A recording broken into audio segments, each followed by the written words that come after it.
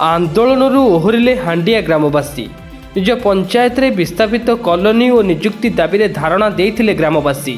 आरसेलर Mittal Nippon steel पाचेरी निर्माण को विरोध करी धारणा देइथिले। पाचेरी निर्माण कार्य संपूर्ण बंद हो जाइथिला। कुजंग तहसीलदारଙ୍କ प्रतिश्रुति परे हटिला धारणा। 5 दिन मध्य जिलापाल सहित विस्थापित हेबाकु थिबा परिवार मध्य हेबो आलोचना। आसंता काली ठारू पाचेरी निर्माण कार्य चलिबो बोली सूचना देले कुजंग तहसीलदार। आम एठाकू आसीथिलु विस्थापित जो माने हेबाकू अछंती से गाँव लोक प्रतिनिधि मान सहित एठी देखा कलु, सहित मीटिंग हेलु, कथा हेलु।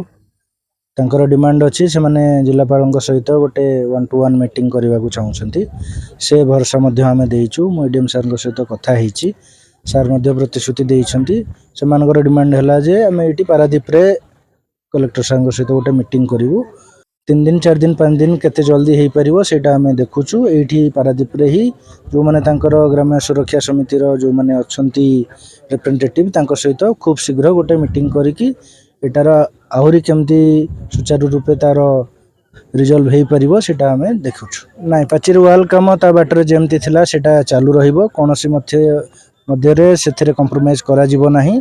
आउ समस्त मध्य अनुरोध रहिबो आईन को कई निज हाथ को नेबे नाही।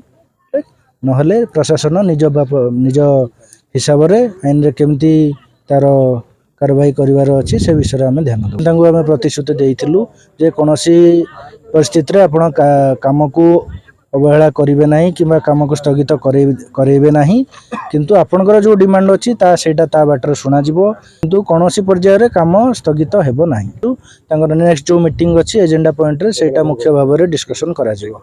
हाँ से माने एबे राजी होइछंती स्ट्राइक को से माने कॉल अप करूछंती। ए जगह रे कालीठू जेमती काम चालुथला सेमती काम चालू रहिबो।